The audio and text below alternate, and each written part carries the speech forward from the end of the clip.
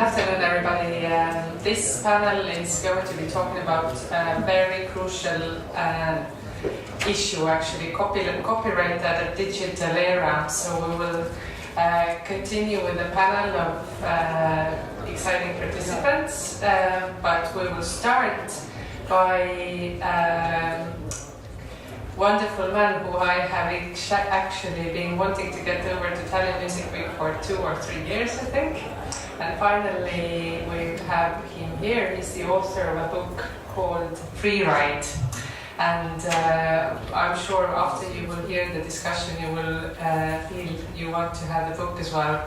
But let me introduce Robert Levine to you.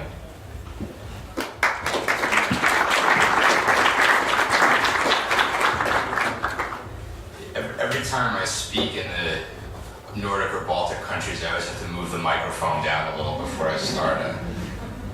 It's a travel hazard, I guess. So I wanted to thank you for having me here. I have wanted to come for a couple of years and it didn't work out, so I'm glad I was able to get here. To start out, copyright's a complicated topic.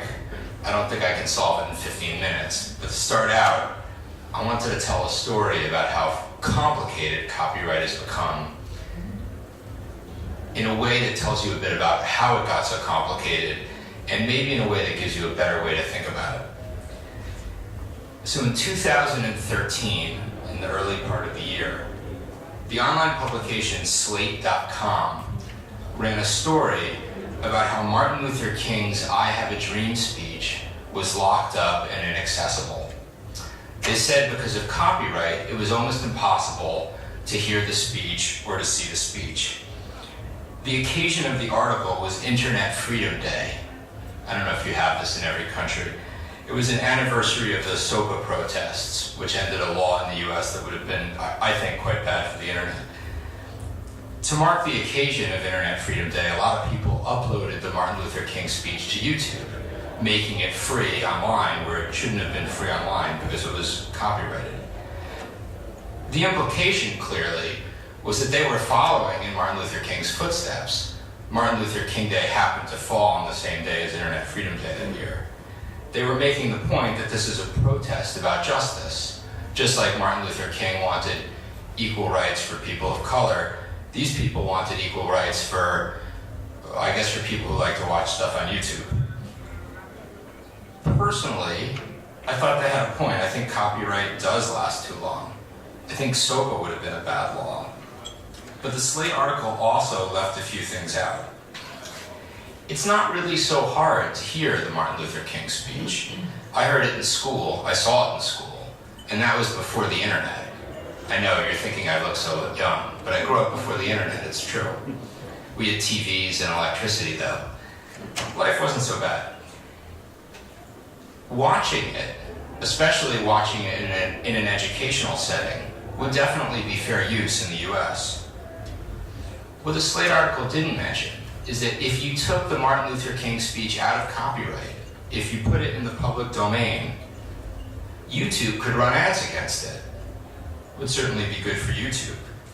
Also, companies, any company, could use the speech in an ad. Are you ready for the Nike I Have a Dream speech ad? I'm not sure I am. Another thing the Slate article didn't mention, Martin Luther King himself was a copyright litigant. Anyone know that? The speech, his famous speech, was recorded and it was released as a record by 20th Century Fox Records. This is a very different Fox from the Fox we have today in the US. Different people owned it. And Martin Luther King went to court and said that he didn't want someone else making money on his speech. He didn't want to lock it up or make it inaccessible, but he felt that if someone made money on it, he should make money on it. The last thing Slate didn't mention is that this particular piece was actually written by a Google lobbyist who didn't mention that in the piece. As I said, I can't solve any of that in 15 minutes, but I'm going to try to give you a sense that the way we think about copyright may be a little wrong and try to give you another way to think about it. How did we get here to this place where you have people saying that Martin Luther King has something to do with copyright infringement, and YouTube is pushing for looser copyright, presumably because it would help them sell ads.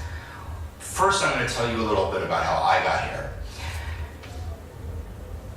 10 years ago, 15 years ago really, I saw Napster as the future. I thought Napster was the greatest thing ever.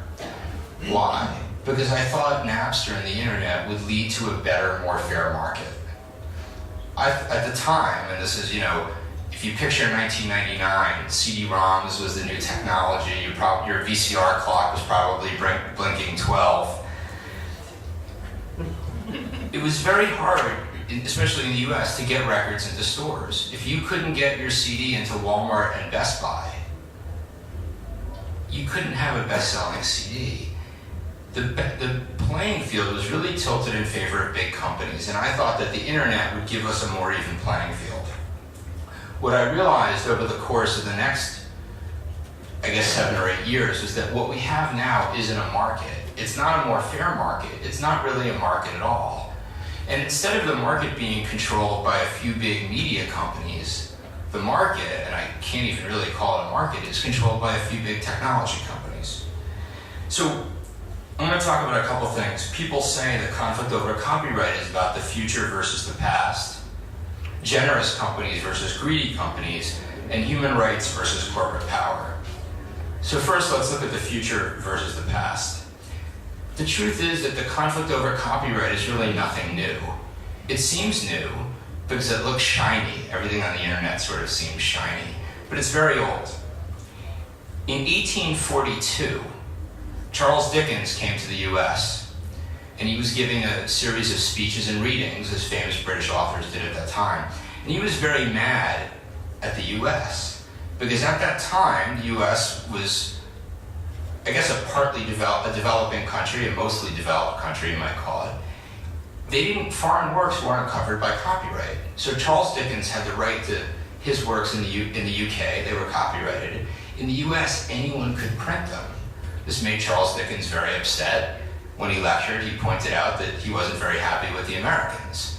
Well, if you know any Americans, we don't like other people telling us what to do, especially if they're British, especially in 1842. Americans were very insulted, they were very mad at Charles Dickens. Who was the maddest? The newspapers ran editorials talking about how stupid and backward-looking Charles Dickens was. Why? Because the newspapers could print Charles Dickens' work for free and sell ads against it. If you remember, those books came out in installments in British magazines. So they would send someone up to Maine, when the ship came in from the UK, they would send a courier, take the latest issue of the magazine, retypeset it in an American newspaper. They could sell ads against someone else's content. Stop me if this sounds familiar. In a way, and my high school English teacher would hate to hear me say this, Charles Dickens was the Metallica of his day. He stood up for copyright, and people hated him for it. This is not an issue of greed versus generosity. Media companies are greedy. I've covered the media business for a long time. Trust me, media companies are greedy. Technology companies are also greedy. But I think it's the job of companies to be greedy. I think it's the job of the government to make sure they don't trample everyone else's rights in the process, but companies should be greedy. Even authors like to make money. I like to make money. I'm not very good at it, and I'm not especially concerned with it, or I would have found another line of work. But when I had several offers for my book, I did choose the one that was the highest. This is not a moral issue. It's really the most pretentious business negotiation of all time. We're going to talk about rights versus corporate power. As I said, there's technology companies, there's media companies, there's corporate power on both sides. There's also rights on both sides. We don't want copyright enforcement that will unduly impact free speech, but copyright is also a right. If you look at the Universal Declaration of Human Rights, Article 27 says that everyone has the right to the protection of the moral and material interests resulting from any scientific, literary, or artistic production of which he is the author. That's balanced with another section in another article, I guess, that says everyone has the right to participate in their own culture. There is always a balance. There has always been a balance. There should always be a balance. Why does copyright still matter? People say, well, you don't need a record company, you don't need a publisher, that means you don't need copyright. I'm not sure those things have a lot to do with one another. I'll explain why really quickly. I'll talk a little about what copyright did for me. So a few years ago, I decided I wanted to write a book. And I realized that it was going to take me a couple years. So the question is, how do you support yourself while you write a book for a couple years? Well, a lot of people said, I should publish it myself, I could make a lot of money. But that money wouldn't come in for a couple years, and it was sort of the possibility of money. Whereas I needed definite money right now, not the possibility of money in the future. That's the hard part about being an artist. Several people are smiling, they seem familiar with this concept. Let's say I went to a bank. Most people borrow money from a bank. Walk in, I said, I'm sorry, I have no collateral. I actually don't really have a business plan either. No, I haven't written the book yet, it's just in my head, and I don't have any experience. This is my first book. The book business isn't a great business. I'm oversimplifying it here to make a point. But let's say about 1 out of every 8 books makes money. That 1 out of every 8 books that makes money makes about 10 times its investment back. So if you have a 1 in 8 chance of making 10 times your money, rationally, you make the investment. If you're a person, it's a little more complicated because a 1 in 8 chance of making 10 times my money means I have a 7 out of 8 chance of having a hard time feeding my family. That's going to be a problem for me and for my wife as well. But the good thing is it turns out that a 1 in 8 chance of making 10 times your money, if you spread it over 50 books, that can be a pretty good business. That's the business publishers are in. The business they're in, it's not really printing. Printing's pretty easy. It's been pretty easy for a while. It hasn't been complicated for 40 years. Distribution's not that complicated either. It's simpler on the internet, but it's not that complicated in the real world either. The core competence of publishers is not running printing plants and warehouses. The core competence of publishers is aggregating risks, which is a very fancy business term for saying throwing a lot of stuff against the wall and seeing what sticks. But they take that risk off of artists, and I think that's important. Copyright, it does help them, but it's my right. What copyright gives me is it gives me something to sell. It lets me go to the publisher and say, I will sell you a book. I could keep it for myself, I could give it away, but because of the way copyright works, I can in effect borrow money against it, and that's important. But I didn't have to do it this way. I could have given my book away, like 9 Inch Nails gave their album away. I could have charged people what they wanted to pay, like Radiohead did. I could sell 1 copy for $1 million and let other people have it for free. This is what the Wu-Tang Clan said they were doing. Unfortunately, I'm not the Wu-Tang Clan, so I don't think anyone would buy a copy of my book for $1 million. But what's important is that copyright lets people make up their own minds. It leaves the choice with the artist. I'm going to conclude really quickly and talk about how to look at different kinds of copyright infringement. Because people talk a lot about the remix culture and what does this have to do with what I'm talking about. Because of the way copyright evolved, it covers a lot of stuff that doesn't have a whole lot to do with one another. So I sort of separated it into 3 things: creative infringement, consumptive infringement, and commercial infringement. Creative infringement means I want to take some of a work to make my own work. Let's say you want to review my book. Can you quote a paragraph of it? Of course. 2 paragraphs of it? Of course. 2 chapters of it? I might want to license that. But I will say, I say this every time I talk, if you want to make a film of my book with zombies in it, I hereby give you permission. No one has done this yet. It makes me sad. To explain the difference between consumptive infringement and commercial infringement, and this has a lot to do with how to solve the copyright problem on the internet, I'm going to take a quick survey. If I told all of you that when I was 15 years old I used to sneak into the movies, how many of you would think I was a really bad person? No one. Not one single person. Okay, interesting. What about if I told you that when I was 15, I had a job at the movie theater, and instead of letting people in the front door and selling them tickets for $6, remember, I'm old, so movies used to be cheaper, I let people in the back door for $4. And I kept all that money, and I engaged in a long-running conspiracy with other people that worked at the theater. And every time someone showed up to see a movie, instead of letting them in the front door for $6, we would let them in the back door for $4 and keep all the money ourselves and not give any to the theater. And we did this for several years. How many of you would then think I was a bad person? It's interesting that everywhere in the world I speak, within I'd say a 5% margin of error, I get the same answers. The first thing, sneaking into the theater, is essentially consumptive infringement. It's downloading a film because you don't want to pay for it. I don't think anyone thinks that's a good idea. There should be some penalty for it. When I was a kid, the penalty for sneaking into the theater was, don't do it again, I will call the police / your dad / your teacher. It was enough to terrify you, but not enough to ruin your life. I think a speeding ticket type of fine would be great. Commercial infringement is the second. That's what Mega Upload does. That's what Pirate Bay did. You're running a business based on the investment of someone else. You're, in a sense, getting a free ride. And I think that's what we need to really enforce against. I just want to make one more point because I'm out of time.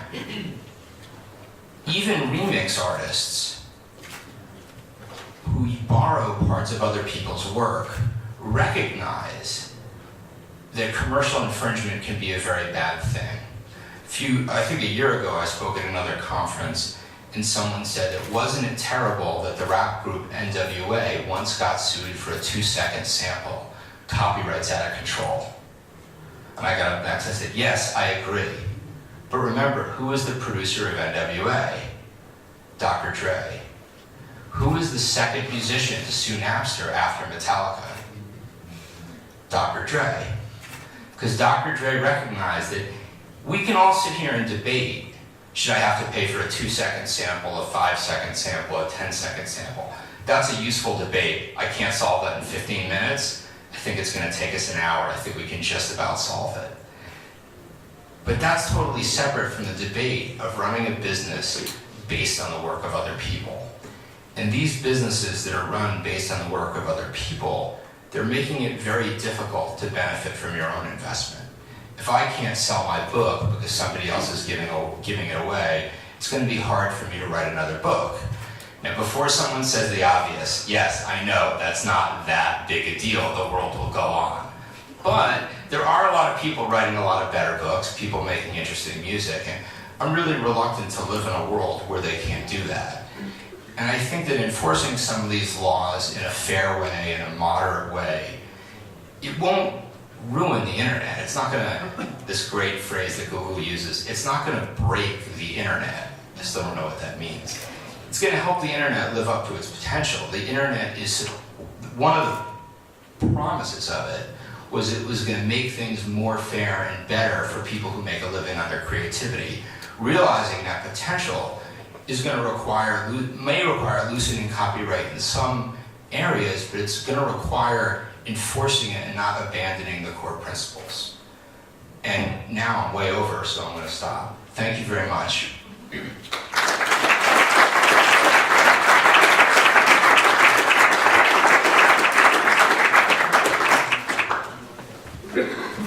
Thank you. We're going to do yes. We're going to do a panel discussion now. Does this microphone, is this picking up what we're saying? Okay, good. Or do we need to use these? Yeah.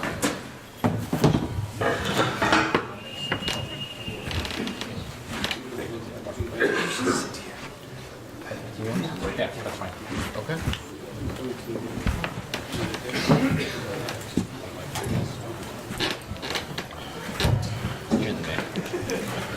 You understand this. Hi everyone, and thank you for a nice setup for the panel. We have, in addition to Mr. Levine, we have three other people on stage, as you can see. We have Rein Lang, who is the a former Estonian government minister. He used to be the Minister of Justice and the Minister of Culture, and a staunch defender of copyright. And I'm sure that will also come up in the discussion quite strongly. We have Paul Lilje, who used to run content services for Elion, which is a leading telco and IT services company here in Estonia. And we have Mark Meharry, who is a frequent visitor and probably a very familiar face to all of you. A Kiwi who now bides his time in the UK and runs a music music services company called MusicGlue, and I'm sure that he will have a public service announcement quite soon regarding a little demo that his company will be doing just outside. But I want to, and my name is Villu, by the way, and another, by the way, is that I don't know how active you guys are, but if you do have questions, just raise a hand so we can gauge your level of interest and whether you have fallen asleep or not. Because there's plenty of time for questions and answers as well.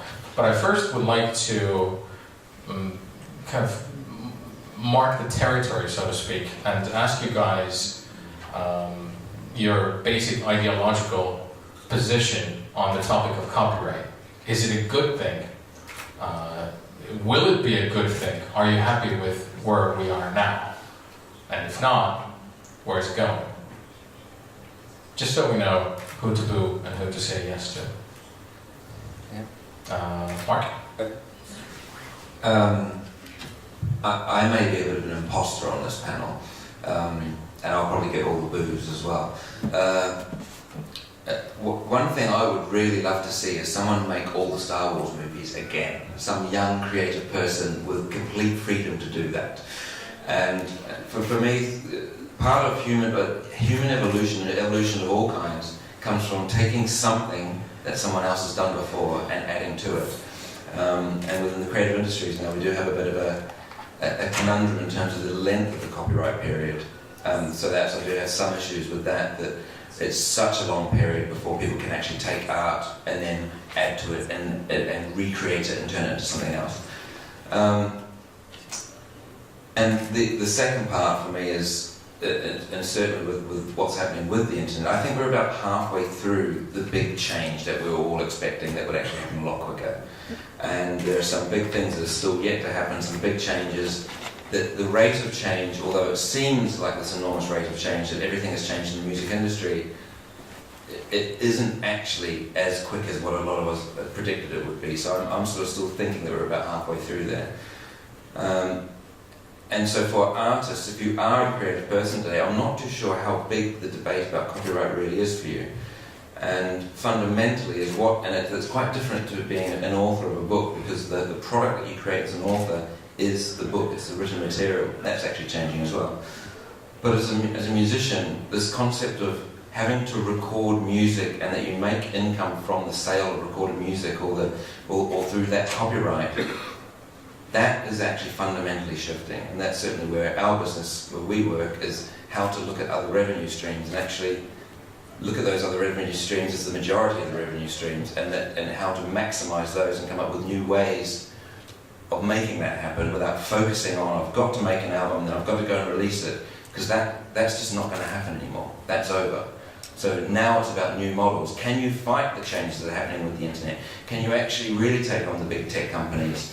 Or do you actually understand what these changes are, changes in consumer behavior, and work with it, and maybe not focus too much on this, I've got to have copyright, I've got to protect my rights? Yeah, hey everybody. I think that copyright comes into artist or a writer or songwriter mind when you start thinking about making a living. Before that, you think of girls and audience and getting perhaps some beers for free for performing in a local club or whatever. And that's why you start creating something, and you never discuss with your band members about royalties and how to share the money you get from the rights. But when you start making a living, then it's an important issue, and I agree that everybody should make money in the whole ecosystem, all who are creating something and all who are distributing something, and I think it's not getting easy. The digital era has many good components. You can really track how much your song is played on different channels, but it's still quite confusing to understand where the money comes from. How much will I get if I sign with Spotify and so on? So it's not getting easier in very near future, but there are good things going around the copyright things, and I think it will be much better, the situation in some few years. Well, good afternoon, first of all. I'd like to answer to that first question, whether copyrights are a good thing or a bad thing.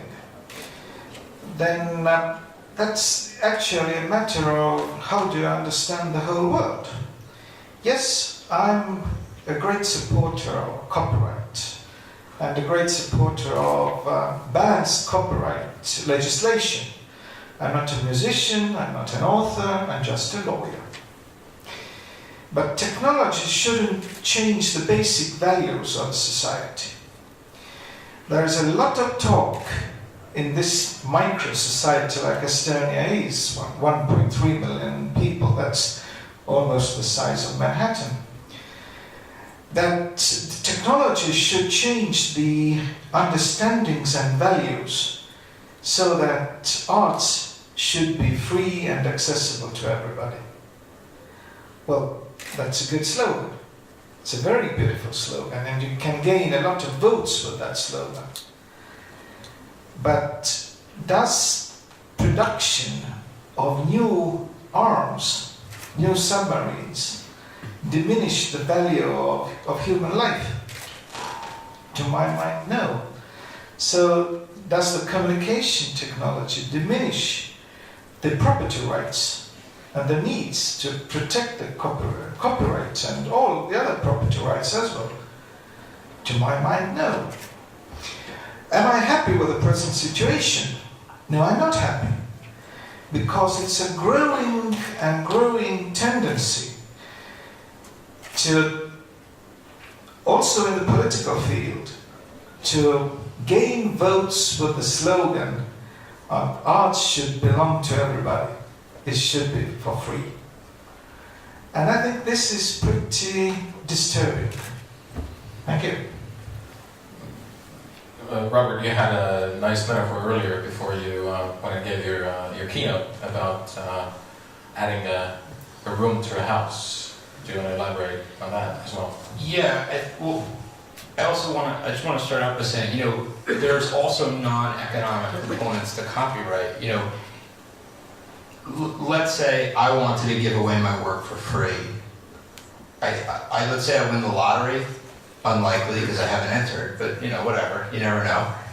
I decide I'm going to write for free. Even if I were writing for free, I might want to keep my copyright because let's say I want to give translation rights only to people I trust to translate the book well. Or I want to have approval over the cover.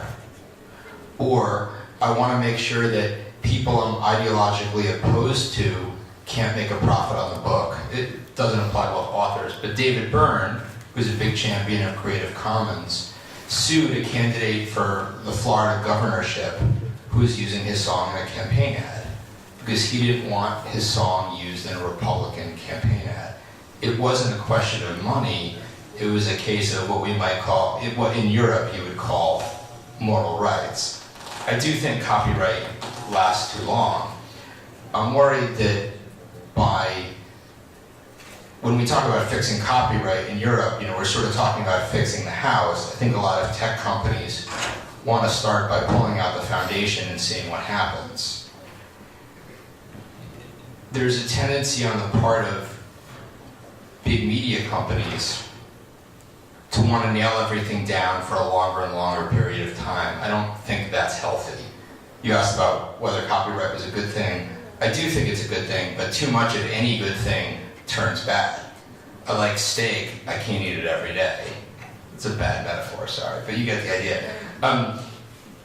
What tech companies want to do is they want to keep copyright, but make it unenforceable. Right now I have the right to my book for 70 years after my death. That seems to me a bit ridiculous. On the other hand, my book was available illegally on pirate sites a half a day after it was published. That also seems pretty ridiculous. I would rather have a clearly enforceable right for a shorter amount of time. I'm afraid in the current debate over copyright, that's not likely to happen. But that's what I think everyone really wants, is a clearly defined right for a more limited scope. In recent years, a lot of companies, especially on the streaming side, I don't know how many of you joined the panel earlier on that had several streaming services discussing their business models, is that we're now at a point where several companies have experimented with various ways of trying to make money, trying to serve their corporate interests, trying to, perhaps not hard enough, trying to serve the interests of artists and the interests of listeners. Today, I think we're at a point where most countries that are not Cuba and North Korea now have streaming services, or there are ways for you as a consumer to buy music legally, which was a major driver in a country like Estonia and its neighbors just 5 years ago of piracy, because we wanted music, we wanted films, we couldn't get it, so we got it, we still got it, but just not in a way that serves those who create.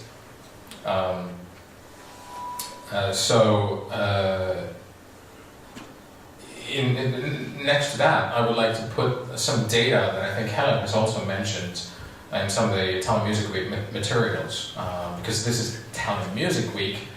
There was data from the music industry that in about a couple of years ago, 2012, after a long decline of industry revenues, there was the industry hit the bottom and bounced back slightly. I think it made some 36 or so, or $37 billion in 2000, and then it dropped way down. And in 2012, industry revenues for the first time in a long time rose to $16.9 billion, an increase of 0.3%.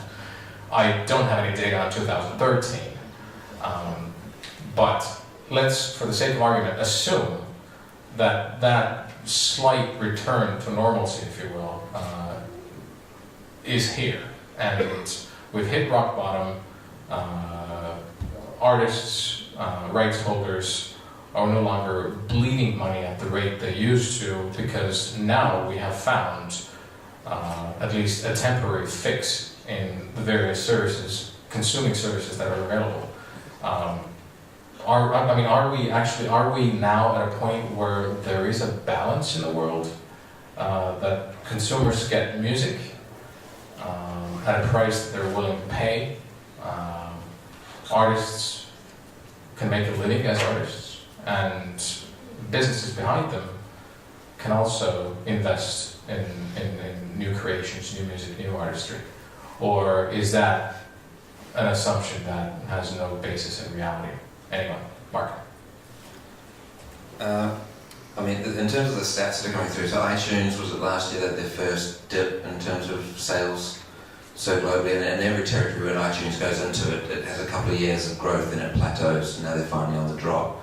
The physical product, the CD that we all lament over, is going to eventually drop off the edge of the cliff and disappear. There's nothing anyone can do about it because it's old technology. You cannot buy CD players anymore. So certainly not in the UK, you cannot walk into a technology shop and buy a CD player. You cannot get them even in laptops anymore. There are no ways of buying a machine to play these discs that we're selling. So there is, and it's still it's a behavioural pattern that I certainly expected would drop off quicker than it has, but it's still going to stay as long as there is consumer demand for that. But that still makes up, I understand, 50% of recorded music sales. And it's just that the whole conversation, as I was mentioning it earlier, is that if you're an artist making music, 100 years ago, you were not a recording artist because it didn't exist, but you were still a musician. You were still making music, there was still copyright. I'm a big fan of copyright because I actually think it works quite fine. We're just going through a massive transition at the moment. But music's a performing art, and it has been for a long time. And in our age, we've all grown up in this world where it's perceived as this recording, which actually, if we really define what that is, that you guys are selling the movement of air. That's it. Air that feels nice when it goes through your ears and sends electric signals to your brain. But it's much, much more than that. That's just one facet. And it was one facet that had huge revenues, particularly in the 90s when all the music that was previously recorded was re-released in this new digital format. But that should not be the focus of what you're doing. And it is, and I know we're doing a copyright panel, I should be trying to push this too much, but for me it's about focusing on the things that are making money. Don't be too concerned about the things that aren't, but think always about growing a fan base. The value, and we know what the value of one fan that you have direct access to, you know that person lives, of the value of that and the importance of that. And something that you can do with recorded music is obtain the access to these customers and sell them other products. Fans want to engage with artists and get their credit cards out and part with their cash. The average transaction that we do at the moment is £35, so about 45 euros. The average transaction, every customer comes through the site. They want to buy stuff, they want to engage. They're not going to buy music, and that is going to drop off. 14-year-old kids do not have any concept of buying music, and they never will. They'll never ever go back. I just want to, at the risk of jumping in, I mostly agree, and I think that's actually not as inconsistent with what I'm saying as some people might think, because if you think about it, copyright goes back. At first it applied to songwriters before it ever applied to recorded music. Remember, if you're a songwriter who's not a performer, you're also making money from ASCAP, BMI, PRS for music. You have to forgive me, I don't know what the local collecting society in Estonia is, but the other thing is that when people talk about selling other items, copyright may also apply to those. Some people, people have told me in all seriousness, copyright's over, musicians need to sell t-shirts. Okay, you want me to buy a $20 t-shirt. The cost of that t-shirt, I'm going to be generous and say it's maybe $3, 3 euros, apologies. Why am I going to pay $20, 20 euros for it? Well, it's got the band's logo on it. That's trademark or copyright. If you're selling, and I buy more of these things than I'd like to admit.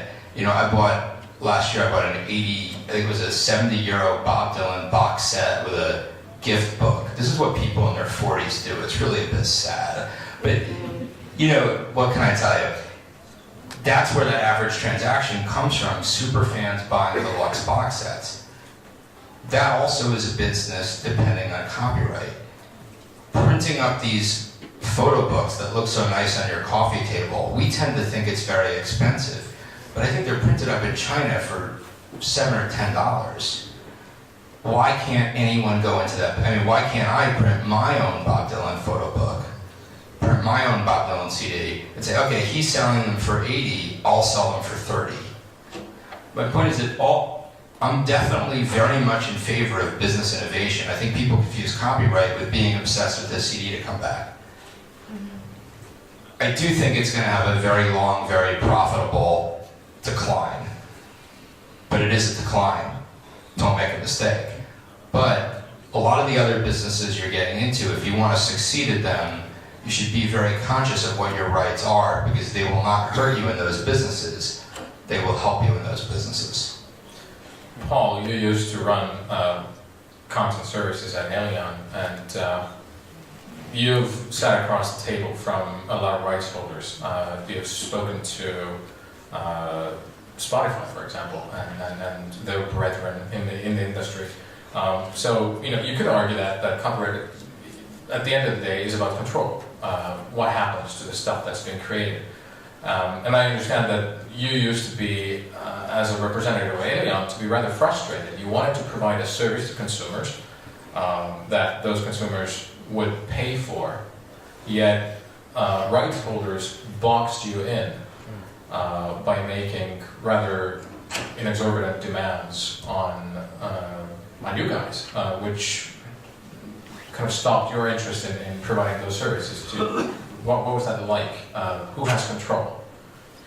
Yeah, I think the content rights issue is in general quite complicated, and the big industries always tend to keep into their old models, and of course, obviously, they don't like these new disrupting business models. So you call YouTube started as a free business model. There was no advertising, and when you are trying to be, when companies are selling you rights for their, let's say, music concerts, and asking these minimum guarantees, and you have to give them like 80% of the revenues to the copyright holders, and then at the same time the same concert is available on YouTube for free, then business-wise it doesn't make sense.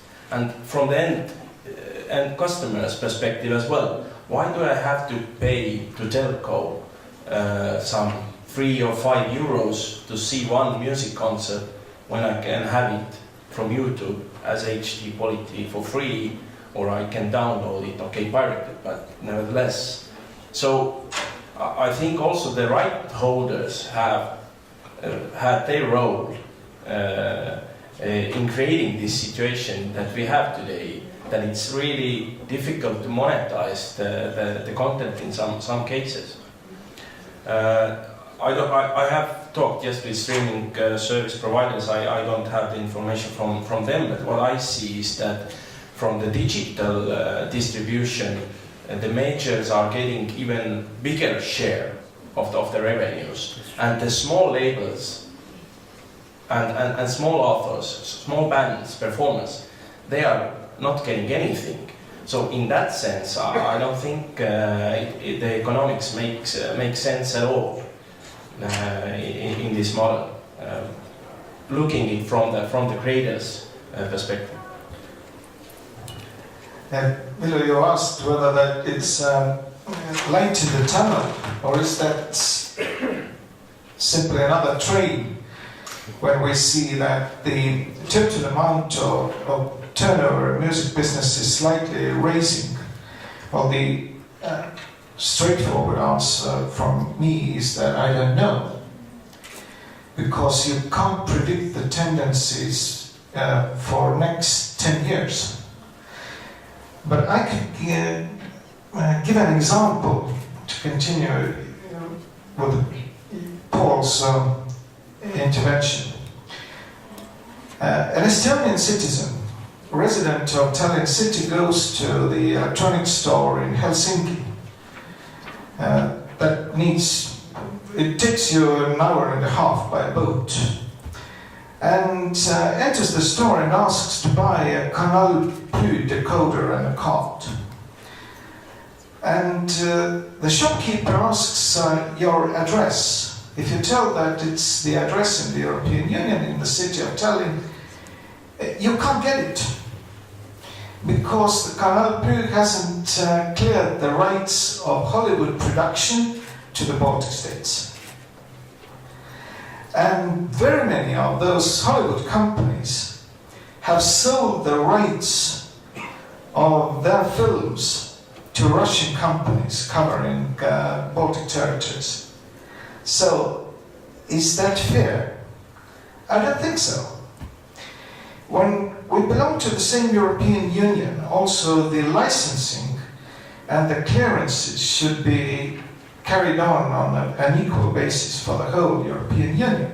That's not the case at this moment. And another example, let's take Spotify. I think the Estonian authors, songwriters and record companies haven't received a penny from that organization yet. And probably they won't receive a penny, because their share of the performances in Spotify is so low, it drops below the line. So what's the use of that Spotify to Estonian authors? That's the question, a simple question. And this question is asked by the general public here. And also the general public asks about why we are not entitled to buy Canal Plus decoders and cards in Helsinki. What's the matter? And that actually leads to the question what Robert asked. Is the copyright system and the clearance of rights got itself into a situation that no one can actually understand what's going on? And that's a justified question. This should be debated, because if that's not debated, we can see demonstrations on the street against ACTA, which actually has nothing to do with the ideology or the copyright, but has serious political impact and consequences. Paul, you have also said a few things about clearance issues, and let's use the example of Canal Plus for since Rain brought it up. What would motivate rights holders such as Canal Plus to change the way it does business? Plus, I'd like to tack onto that the issue of fragmentation. That once you start clearing rights, if you want to serve, let's say, the web or the cable TV or mobile platforms, you have to deal with each of those separately, and it takes years and years and years. Why are we in 2014 still at that point? Well, the easiest answer in the world is money, and the way they have structured their business and how they prioritize their deals. Basically, the salesman in these companies, they have a certain level per each agreement they make. And if you don't guarantee them a few €100,000 a year revenue, then you drop behind that, below that level, and you will not be able to sign the deal. And that's as simple as that. It's basically it's driven by the major studios, this model, and they are not willing to change it so fast as the end consumer and other parts of the ecosystem would like it to happen. I'd like to give the other side of this. I don't know enough about, I just want to be clear, I'm not expressing a view on this because I actually don't know enough about the fragmentation of audiovisual rights in Europe. It's extremely complicated, and my perspective on this tends to be a bit American because I don't understand any of the languages involved well. But let me just explain how the other side thinks about it so you can at least get a sense of where they're coming from, whether they're right or not. Part of this comes from the way movies are financed. Most big studio movies in the US are financed by studios and financing partners. A lot of this comes from independent movies, that if you want to make an independent movie, it's very difficult to borrow a lot of money at once. Sometimes for studio movies as well, but mostly for indies. So what you do is you sell rights in advance before you've made the film. And the best way to do that is to sell rights market by market by market in a fragmented way. So if I'm making an indie movie in the US, I get a script, I get a star, I get a director. Before I start shooting, I go to Europe and I say, okay, German cable, what can you give me? Swedish cable, what can you give me? Swedish internet. Finnish movie theater chain. And you go from market to market market to raise money in advance. The fragmentation of these rights makes it easier for certain kinds of relatively uncommercial productions to raise money in advance. Does that justify what they're doing? I don't know. But one thing to keep in mind is that it's not only a sense of wresting the highest amount of profit possible, it's also a question of selling something before it's done so you can go into production. And that's also especially true of European films and independent films, because a lot of studios just don't have the problems with credit that indie films do. I mean, when you're making Avengers 2, you don't have to worry about financing. When you're making Lego 2, yes, there will be one. You don't have to worry about financing. If you're making one of those, thinky French films about people having affairs, they're very popular. Have you noticed this? You have to go to different markets and sell it because that's maybe the only way that film gets made. So I'm not expressing a preference, and I've spoken in enough different markets in Europe to know that people in countries like Estonia get very, very frustrated with this. I don't blame you. Right now I live in Germany where I can't understand hardly anything on television. All I can watch is what's on iTunes. So I sort of feel, to some extent I feel your pain, but you should be aware there is another side to this. It's a complicated issue. It may be the subject of my next book, so in 5 years I may be able to solve it. Hopefully the EU will solve it before then. I totally respect the model and I understand the point of view of the industry, but it has led to the point where the movies that end up in digital distribution in Estonia for majority of the people are old movies. Yes, They get it pirated first. And that's something to struggle with, but with the current setup in the distribution model, you just, it's difficult to fight that. And I think there's also a certain amount of, and this is unfair, and I understand why it would upset people, there's also a certain amount of, we're going to make the German deal first. It's the biggest market. Then we're going to make, when HBO Go launched, they launched, I know it's in some of the Nordic countries, I forget which one, I think it's in Norway, all Nordic countries. A lot of other people in Europe would love that. They're going to go to the Nordic countries first. They're relatively rich countries. It's easy to do business in English. Everything is very clear. It's going to be a while before they get to smaller markets.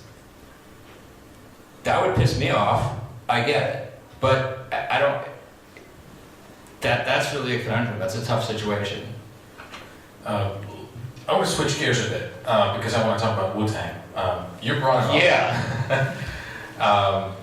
And I want to expand on their new record project. I think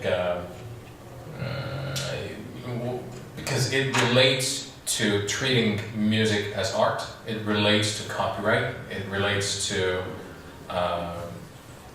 music and musicians getting their fair share, if you will.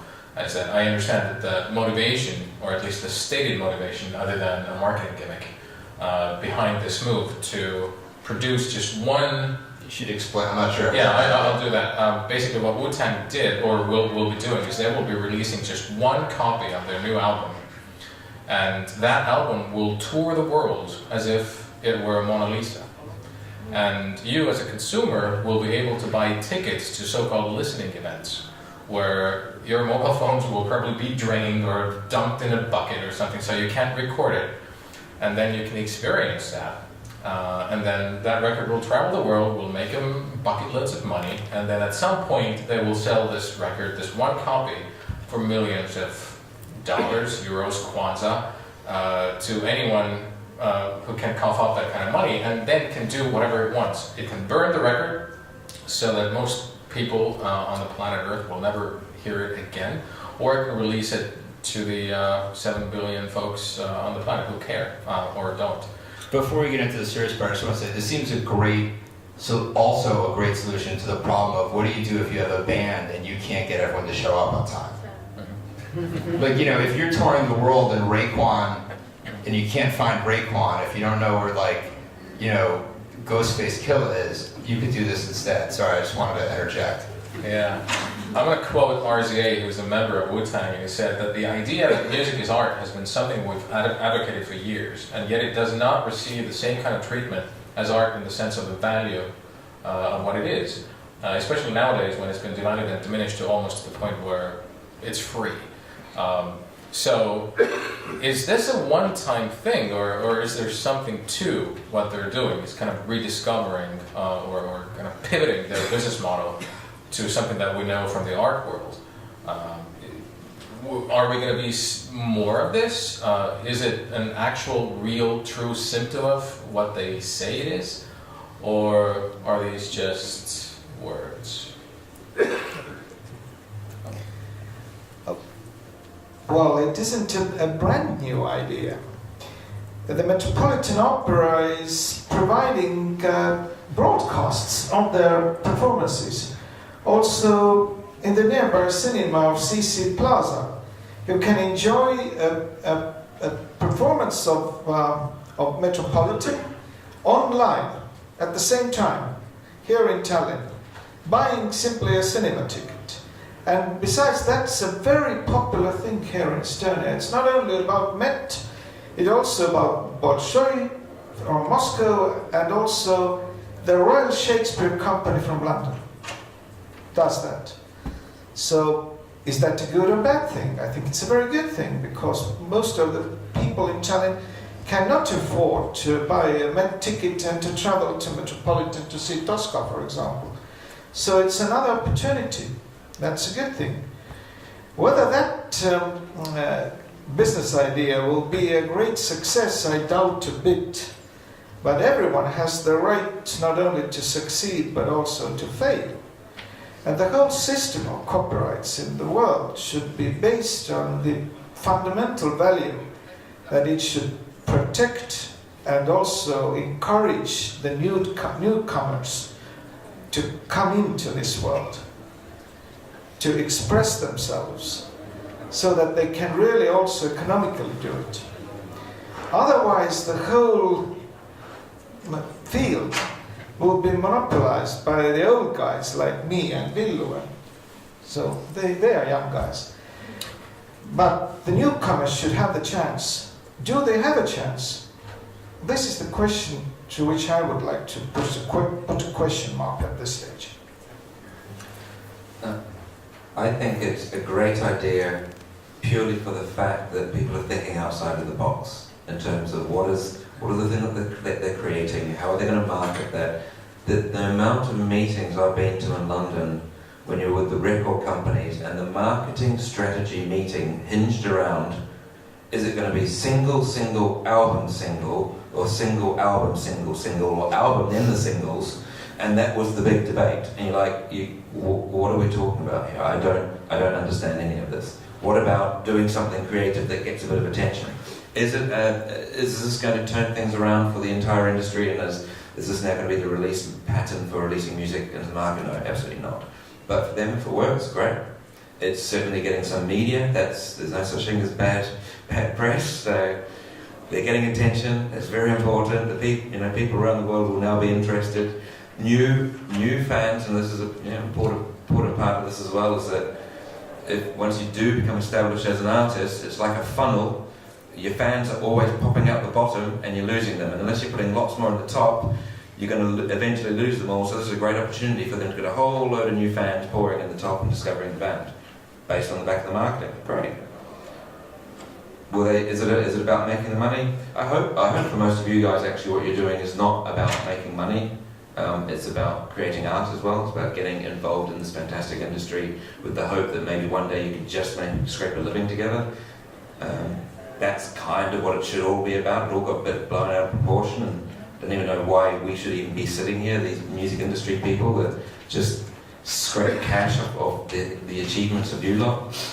But I want to ask a question to you guys. How many of you stand to benefit from the enforcement of copyright as musicians or authors?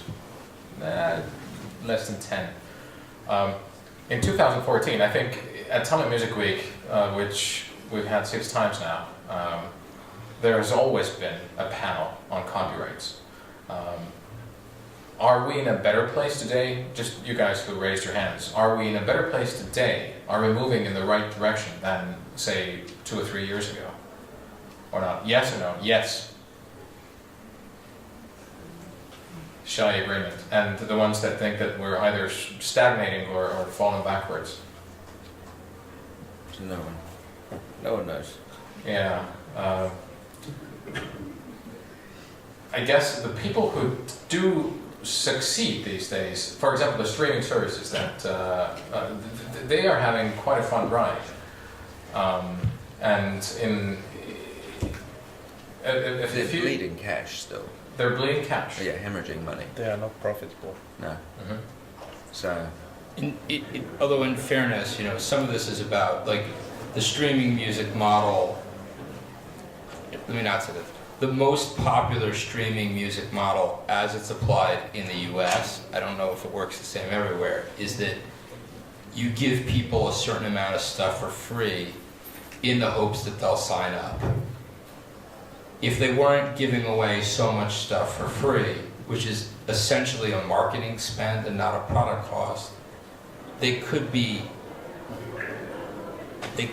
profitable. When I say could be, I don't mean that they would be, I mean that it's not entirely clear. But part of the reason they're losing money is because they're trying to grow. Just about every internet company, not just about every, almost a lot of internet companies are losing money because they're spending it on growth. That's the model of being a growth company. I don't know if they will make money at some point. I'm, you know, if I knew that, I'd be doing something more profitable myself, for God's sake. But, you know, one of the reasons is they're in growth mode. And streaming services are certainly making an impact on the market. My information is a few weeks old and only comes from one source, but it makes sense that Apple is now also exploring a new streaming service because Pandora and a lot of other guys have really deeply cut into that market where Apple has sold you songs and albums piece by piece, and that market apparently is shrinking thanks to the presence of streaming services. Apparently we're now at a point, for example, 5 years ago when I thought about these issues and I looked at my giant piles of CDs that nobody wanted and I had already digitized them, was that, you know, in that sense I was an old school guy. I wanted to own my music even if that was just bits and bytes on my hard drive. But there are new generations of people who don't really care, who just want to hear music. And that was a barrier that streaming services certainly surpassed. No one really wants to own the file anymore. It's just having access to that breadth of content. But I want to mention Getty Images. They have nothing to do with music.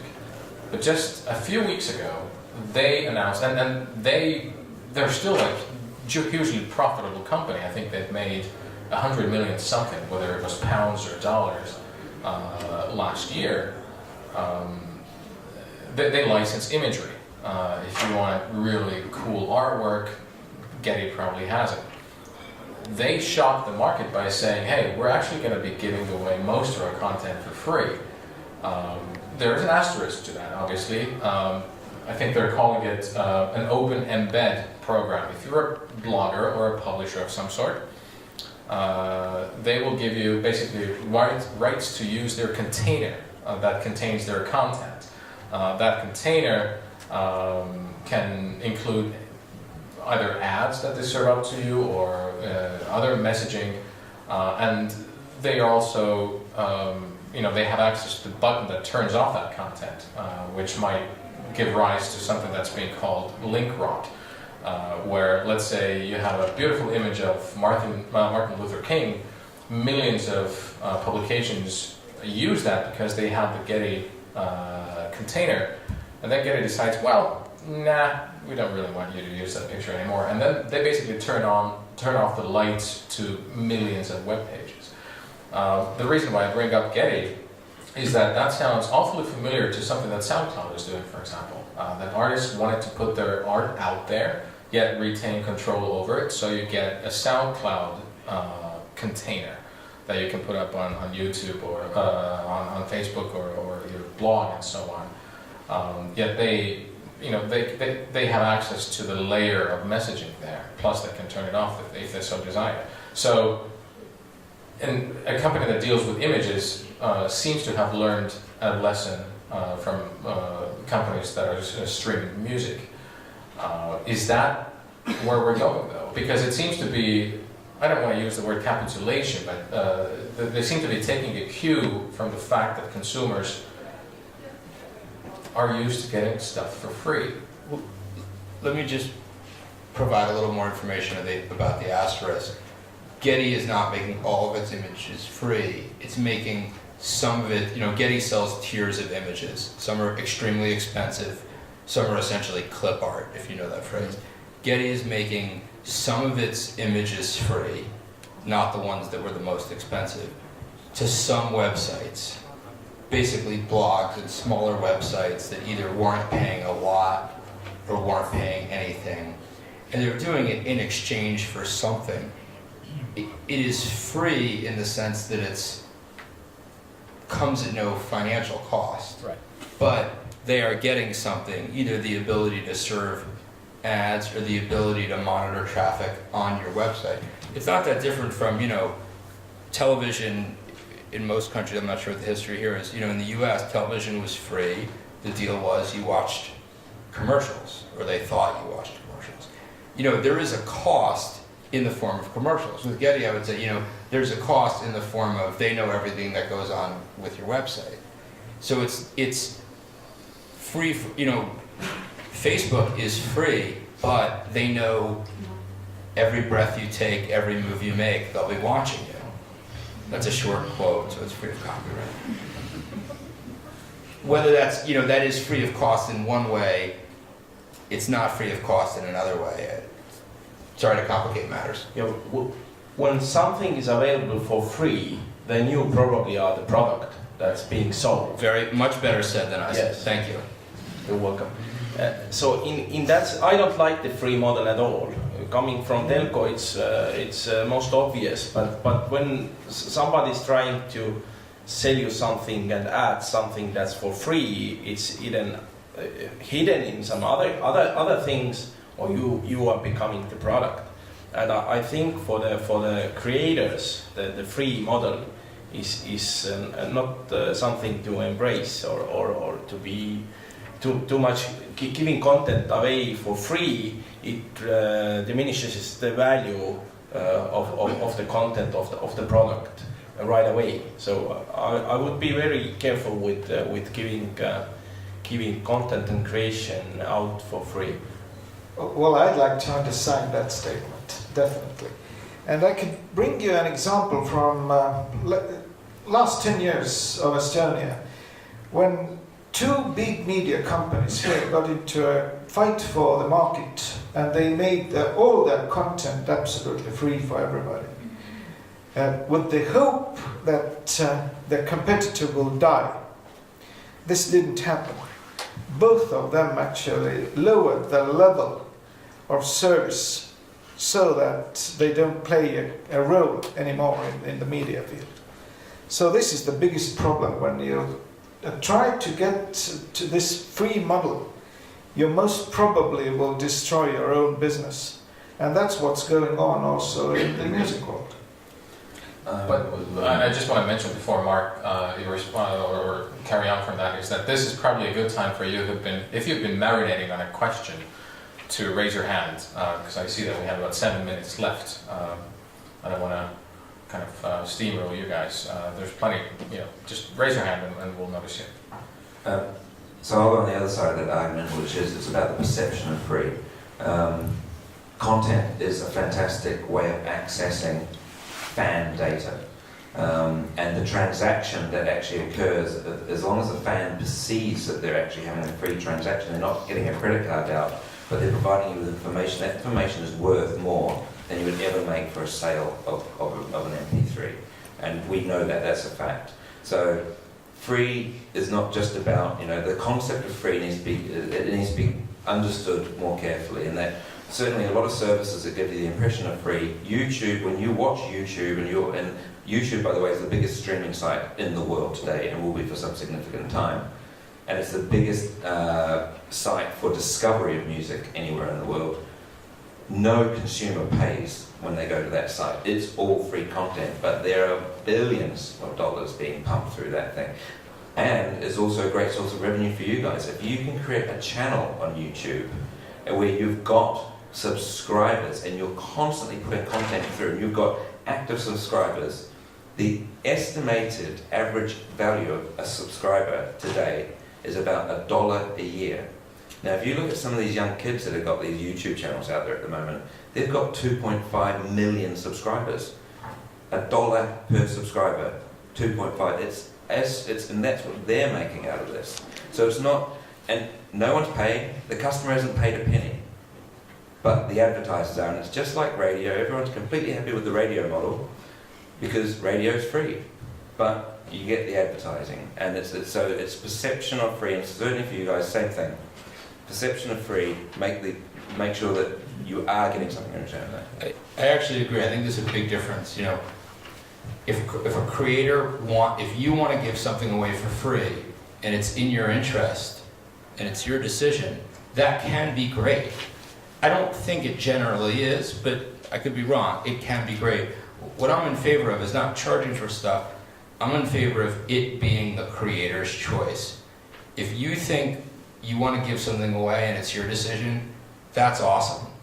If someone else decides to give it away for you without your permission, that's a problem, because you might not get that data. Just as a comment, in Baltics you cannot sign today a contract with YouTube to get the actual royalties from from YouTube. No, you can't at the moment, but hopefully it will change in this spring. Are we not worth it? Any questions? It's all clear. Excellent, gentlemen. We solved it with 4 minutes to spare. I told you we could do it. Fabulousness. I've got my public address. Oh, yes, you do. Is that good timing now? This is a perfect time for you to listen to Mark's public service announcement. So the MusicGlue team, which is me and Joe, are going to do something completely crazy, which is a live demonstration of how our system works. And if anyone here is interested in being able to build a website in which you can sell or give away your digital content, your t-shirts, set up your tickets for a tour, and have it all branded and set up and running within 25 minutes to 30 minutes from scratch, if all goes well, we're going to be doing that. It's a room straight across on the other side from here. Completely free service to use. That's my sales pitch. But if you guys aren't doing this yourself, if you don't have a direct consumer presence, being where you're the retailer selling directly to your fans, you should come and have a look, see what we're doing, and understand a bit about it, because you all should be retailers. You should all be engaging directly with your fans. You should never be sending a fan away to another retailer to do the retail work for you. And to be fair, Robert has a book to sell.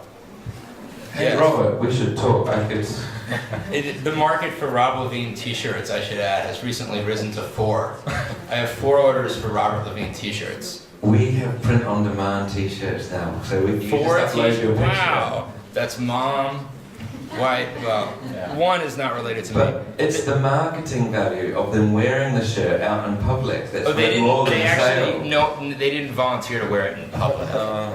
Well, I am selling a book. I am selling a book. I don't know if it's available in Estonia, but I'm sorry if it isn't. It's available in the UK. It should be available at English bookstores in France or Germany, I would think. And it's amusing, more than I am. And just a short announcement: entrance to the Estonian Parliament is free. All right. Thank you for your time, everyone.